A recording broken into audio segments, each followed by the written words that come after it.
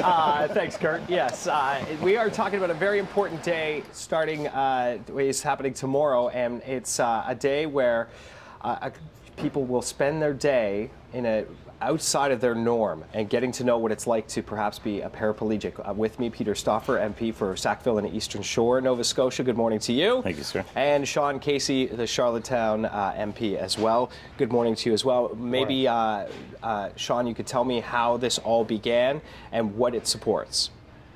Well, it supports an organization known as the Canadian Paraplegic Association, which this year is actually in concert with this event, announcing a name change to focus on spinal column injuries. Right. So basically what it's about, of course, is creating awareness and saying to politicians, spend a day in our chair. Yes, and so that's what you'll do tomorrow. You'll spend an entire day in the chair, and you've done this before. Yes, a couple of days after the election last year, actually. I still hadn't been sworn in and hadn't made it to Parliament Hill, but spent a day in the riding in the chair. And Peter, you've done this as well? Yes, sir. And maybe you could tell me what the experience is like and some of the things that you realized when you spent that day or two in the chair. Well, this is my 4th year participating in the Canadian Paraplegic Association Awareness Day, and it really is amazing what happens, how bad carpet is for a wheelchair. Right. How bad the ruts in the sidewalk are when they're uneven to be a wheelchair. Trying to find a washroom that's accessible. And if there's one and then you press the button and it doesn't work. Right. Now, if you're in a chair and have to go to the washroom, that is very frustrating. And many other things that people experience when they're in the chair. But the greatest experience that I have is at 5 o'clock I get to stand up and get out of that chair. My colleague Manon Perot, Stephen Fletcher, and many, many other Canadians don't. Right. And so it's our job as able-bodied people to ensure that accessibility is as paramount as possible for those who live their life in a chair every day.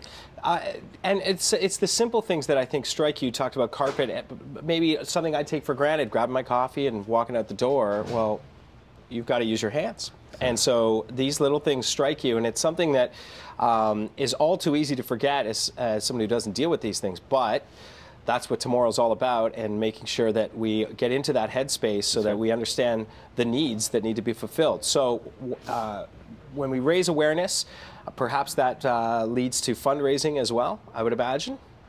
Well, of course. I mean, with any nonprofit organization, fundraising is critically important, and the first step in that is awareness, and that's what this is all about. So, is it surprising to you that there are so many places that are still inaccessible to those who are handicapped, like, you know, who have these challenges? I would just automatically assume ramps are everywhere, washrooms are accessible, no problems, but that is nowhere near true. No, it is nowhere near true, and I mean, part of it is that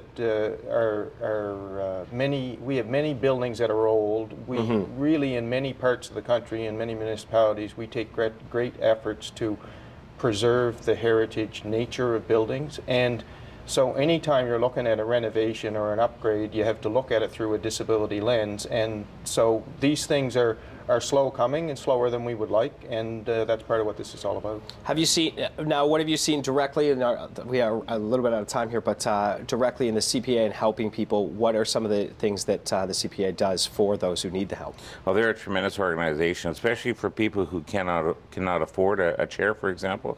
And as you know, we're just a slip away from being in a chair in ourselves. So they bring awareness. They also do fundraising to ensure, but they also do funding for research to ensure that maybe one day there'll be a cure for spinal cord injuries in that regard. And you know, just one thing to say, that many municipal, provincial, and federal buildings are not accessible, and in many cases you can go through the front door, but the person in the chair has to go through the back door. Yeah, and that needs to change as well. I agree with that. Hopefully we'll do that. My grandmother, my whole life was in a chair, and it didn't seem odd to me at all. And I started looking around, and when you're around someone, a loved one or a friend, you start to realize, wait a second. Yeah. Everybody's an equal citizen until you hit these situations, and it just doesn't feel right. And I think the changes have to happen. Canparaplegic.org for more information on this amazing day that you two are involved in. I congratulate you both for doing so. Thank you. We're back with more, and Sarah Freemark is out carving up some wood.